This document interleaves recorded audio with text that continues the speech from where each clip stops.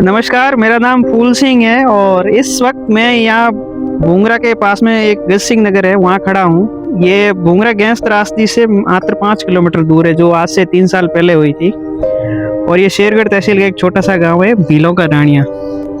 आज हम इस वीडियो में बात करेंगे कि इनकी मुख्य समस्याएं क्या है, आखिर में इनकी शिक्षा के पिछड़ने का कारण क्या रहा है, और मेन ये जो आजकल ये संस्कृति को लेकर क्या चीजें इनके पास में है। तो आइए हम बात करते हैं एक एक करके एक व्यक्ति से। तो आपका नाम क्या है? ये आगे आइए। आपका नाम क्या है? उमर। अच्छा, तो आप कौन सी क्लास तक पढ़े हो? 5वीं तक। अच्छा, आगे नहीं पढ़ने के कारण? अच्छा, पढ़ नहीं पा। अच्छा, तो आपको इसका कोई गवर्नमेंट को कुछ फायदा मिल रहा है क्या? कुछ आपको पेंशन भी नहीं मिल? तो बाकी जैसे आपके दिव्यांग कोटे के लिए कुछ आपको ऐसा कुछ अलग से कुछ और फायदा नहीं मिल रहा ना? अच्छा, जब मैं यहाँ पर इनकी समस्याओं को जानने के लिए आया हूँ तो मुझे यहाँ पर एक बड़ी विचित्र चीज देखने को मिली है। ये बच्ची, जब आपको वीडियो में देख के ऐसा लग रहा होगा कि ये बच्ची 1 साल की होगी, लेकिन असल में ये बच्ची 3-3.5 साल की है। लेकिन इसको कुछ शारीरिक बीमारी होने के कारण इसका ना तो इसकी ग्रोथ हो रही है और ना ये बच्ची बोल पा रही। इस बच्ची का नाम क्या है? स्वरूपा। अच्छा, ये जन्म से ही इसी तरीके से? अच्छा, इधर देखो, ये ना बोलती है ना बात है ना बोल रही। अच्छा, तो अब इसका अभी भी ये इस तरीके की बीमारी है? हाँ हाँ। इनका कहना है कि ये बच्ची अभी पैरों पे चल भी नहीं पा रही है। अब ये किस तरीके की बीमारी है, क्योंकि इनके पास इतने ना पैसे हैं ना बात है कि ये यानी कि इनका कहना है कि हमारे पास में इतने पैसे नहीं है कि हम बड़े बड़े हॉस्पिटल्स में जाके इलाज करवाएं। तो आपने इसके लिए के लोगों से अपील नहीं की कि आप हमारे इस बच्चे के इलाज के लिए कुछ करवाएं, समाज के भामाशाह लोगों से? अच्छा, इनका कहना है कि अब हम थक चुके हैं इस बच्ची के लिए, क्योंकि इनके लिए इस बच्ची इनके घर के लिए एक लक्ष्मी है। और ये लोग मांग कर रहे हैं कि समाज के जो भी भामाशाह लोग हैं वो अगर इनकी बच्ची की इलाज के लिए हेल्प कर देंगे तो क्या पता इस बच्ची के लिए कुछ अच्छा हो जाए। तो ये बड़ी विचित्र समस्याएं देखने को मिल रही है। ऐसा क्या कारण है पता नहीं, क्योंकि ये तो एक मेडिकल साइंस ही बता सकती है। आप इसके क्या लगते हो? अच्छा, आप इसके दादी लगते हो। तो ये बड़ी विचित्र समस्या है इसके साथ में।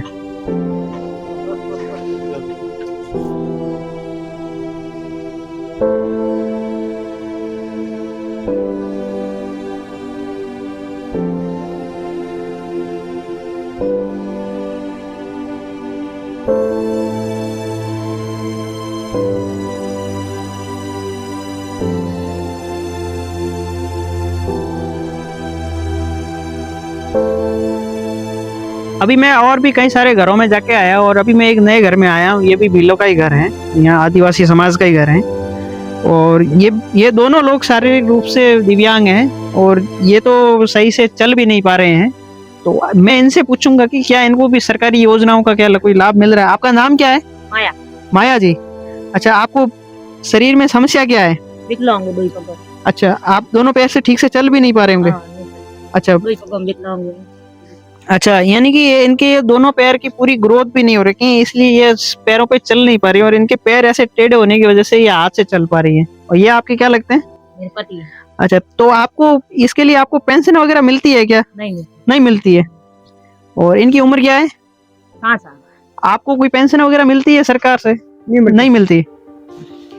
इनका कहना है कि हम ये 60 साल से ऊपर है और ये दिव्यांग है और ये मानसिक रूप से भी बीमार रहते हैं। और इनके आपका घर का खर्चा कैसे चलता है?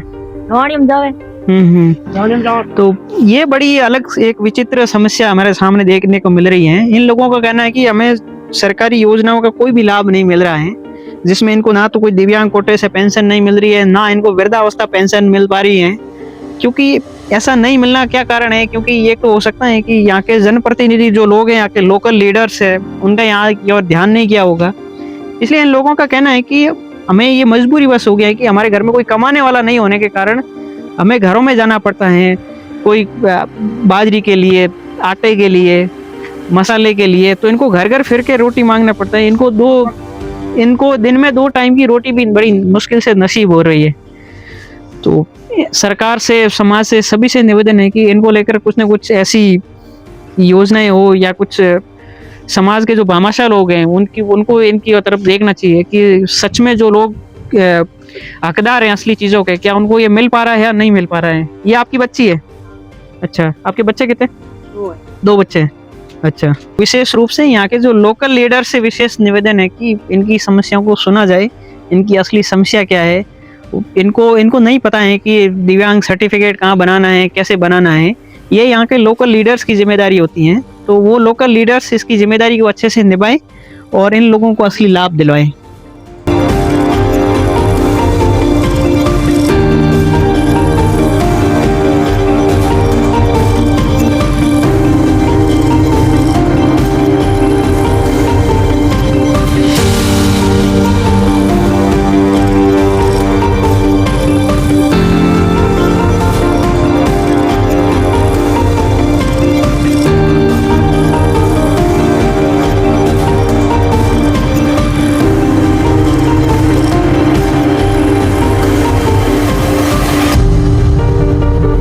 हमने इस वीडियो में अलग अलग घरों में जाके समस्याएं जानने की कोशिश की है।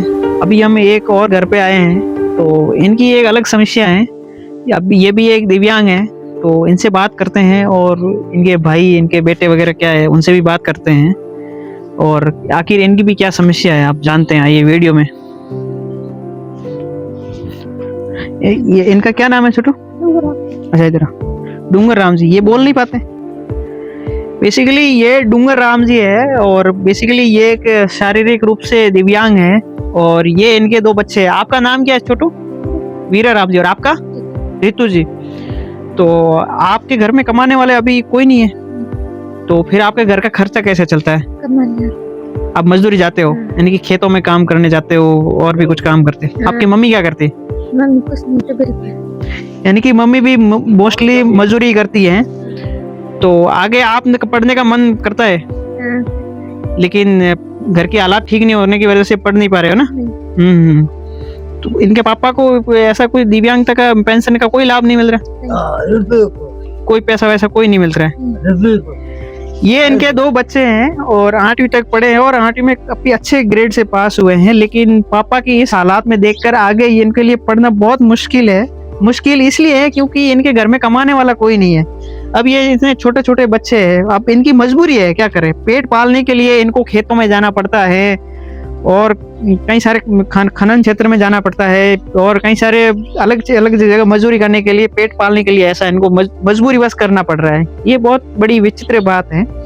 इसलिए हमारे आकाओं को ध्यान देना चाहिए कि हमें यहाँ के जो लोकल जनप्रतिनिधि है, क्या वो इन चीज़ों में कभी ध्यान दिया है कि क्या सच में जो गरीब तबके के लोग हैं या जो गवर्नमेंट्स या जितनी भी पॉलिसीज है, उनका लाभ क्या सच में असली लोगों को, हकदार लोगों को मिल रहा है या फिर बीच के लोग उठा पा रहे हैं। ये बहुत बड़ी विचित्र बात है। और भी हम अलग अलग लोगों से जानेंगे इनकी क्या समस्याएं हैं। आपका नाम क्या है? करना राम जी। अच्छा, तो आप कहाँ तक पढ़े हो? हम 10वीं-12वीं की है। अच्छा, आपके 10वीं 12वीं में कितने परसेंटेज है? मेरे 10वीं-12वीं में से है बहुत। अच्छा, और मैं आगे पढ़ाई छोड़ दी आपने? आगे छोड़ दिया। छोड़ने का कारण क्या है पढ़ाई? मैं और हाथ पैर से दिव्यांग हूँ और मेरे पापा भी दिव्यांग है, इसलिए पढ़े हो नहीं सकते। आर्थिक स्थिति ठीक नहीं है? हाँ, ठीक नहीं। अच्छा, तो आप सरकार से क्या चाहते हो? सरकार से ये चाहता हूँ कि हम ये आदिवासी है हम, और हमारा मांग किया जाए और क्रीमी लेवल से। अच्छा, आप चाहते हो कि SC ST में OBC की तर्ज पर क्रीमी लेयर को लागू किया जाए। हाँ। इनका कहना है कि मीणा कम्युनिटी ने जिस तरीके से फायदा उठाया है हमारे ST का, तो उस कारण भील जो समाज है, भील आदिवासी जो ST कैटेगरी में आती हैं, वो अभी भी खेतों में मजदूरी में काम कर रहे हैं, तो उनको अभी भी इस आरक्षण का लाभ नहीं मिल पाया है। इसलिए ये आदिवासी समाज के लोग सरकार से ये मांग कर रहे हैं कि हमारे जो ST में भी है आरक्षण है, उसमें क्रीमी लेयर को लागू किया जाए ताकि गरीब तबके को लाभ मिल सके। और भी हम बहुत सारी इन लोगों की समस्याएं, क्या क्या जरूरतों के बारे में बात करने वाले हैं। आपका क्या नाम है जी? सुआ जी। अच्छा, तो आप क्या काम करते हो? अच्छा, खेती बाड़ी का काम करते हो? तार बदले है, कोई नहीं है, जो भी तरह के काम। अच्छा, खाना के अच्छा, अच्छा, आप फिर यहाँ आपके पानी की व्यवस्था अभी भी नहीं? पानी हो नवाड़ा होता है, हाथ और रुपया तक अच्छा, यानी कि इन लोगों का कहना है कि हमारे आज भी यहाँ पानी की अभी भी समस्याएं हैं। अब जब सरकार ने हर घर नल की योजनाएं जब भी चला रही हैं, तो आज भी ये लोग पानी के लिए एक एक 1.5 किलोमीटर दूर घड़े लेके जाती हैं। जो भी यहाँ जनप्रतिनिधि लोग हैं, इस चीज को ध्यान में देखें तो शायद ज्यादा बेटर होगा। अच्छा, तो बाकी आप खेती मजदूरी का काम करते हो? आपका घर यही है? तो आपको आवास का लाभ नहीं मिला अभी? इन लोगों का कहना है कि हमें आज भी जो प्रधानमंत्री आवास योजना के तहत है, अभी भी लाभ नहीं मिल रहा है। और इसमें इन लोगों की मांग है कि हमें जो मूल सुविधाएं हैं, जो रोटी कपड़ा मकान को लेकर हैं, वो तो मिले ही, उसके साथ में हमारे शिक्षा को लेकर भी कुछ किया जाए। मेनली इन लोगों का ये चीजें कहना है। और यहाँ पर मैं आया हूँ और यहाँ कई सारे यहाँ दी बंधु भी बैठे हैं, आगे बात करते हैं। आपका नाम क्या है? नरसिंह राम जी। अच्छा, आप क्या काम करते हैं? मैं मजदूरी करता हूँ बरसर में। अच्छा, बाटे। तो यहाँ आपके आदिवासी समाज के यानी कि भील समाज के यहाँ कितने घर हैं? इनमें तो बहुत घर है सर। कितने? लगभग 300 घर है। 300 घर है। और आप यहाँ जो भी भील समाज के बारे में आपका क्या राय है, आप क्या कहना चाहते हो? ये समाज के लिए रहा क्या कि साहब मजदूरी करता है, सारा पेट भरता है, पढ़ पाया है कोई नहीं। क्यों आप घर है, कमजोरी है साहब। पहली बूढ़ी कमजोरी होती है ना, मी कमजोरी है, उन हिसाब से पढ़ नहीं पाया है। ज्यादा ज्यादा 10 मीन 12 कोई भी करियो है, जो ये कोई। अच्छा, ठीक है, ये बात है। इससे ज्यादा कोई पढ़ नहीं पा रहा, सारे मजदूरी कर रहे हैं। यहाँ के लगभग भील समाज के लगभग 300 से अधिक घर हैं। और आपने क्या नाम बताया अपना? नरसिंह राम जी। इनका नरसिंह राम जी का कहना है कि हमारे यहाँ पर भील समाज में, आदिवासी समाज में 10वीं 12वीं से ज्यादा कोई नहीं पढ़ पाया। मुश्किल से मुश्किल 5वीं और 8वीं भर के स्कूल छोड़ देते हैं। इनका कारण यह है कि हमारी जो आर्थिक समस्याएं हैं वो बहुत ज़्यादा बदतर से बहुत बदतर हैं। आज़ादी के 75 साल बाद भी अगर एसटी कम्युनिटी के लोग अगर अभी भी पिछड़े हुए लोग हैं और अभी भी वो सिर्फ जंगल ज़मीन से जुड़े हुए काम करते हैं, ये बहुत बड़ा दुख की बात है। क्योंकि यहाँ पर सरकार को भी सोचना होगा कि एसटी कम्युनिटी का असली हक कौन मार रहा है। इन चीज़ों पे सरकार को सोचना है। क्या सिर्फ वोट बैंक की राजनीति से आगे बढ़ना चाहती है सरकार, या फिर सच में सरकार जरूरतमंद लोगों को कल्याण करके कुछ आगे काम करना चाह रही है? ये एक इनकी समस्याएं हैं। आज मैं जब यहाँ आया था तो कई सारे घरों में गया था, तो कुछ बच्चे दिव्यांग हैं, कुछ लोग बड़े अलग अलग परिस्थितियों से गुजर रहे हैं, उनको उस तरीके से सरकार की योजनाओं का भी कोई लाभ नहीं मिल रहा है। और यहाँ के जितने भी लोकल लीडर्स है या जितने भी जो पॉलिटिकली और जो एडमिनिस्ट्रेशन रूप से जितने भी जो सक्षम लोग हैं, उन लोगों को जितना भी अगर सरकारी योजनाओं के बारे में या उनके कल्याण के बारे में या CSR फंड के थ्रू इनके एजुकेशन का, इनके आर्थिक स्थिति का क्या हो सकता है, यहाँ के लीडर्स को सोचना होगा। धन्यवाद।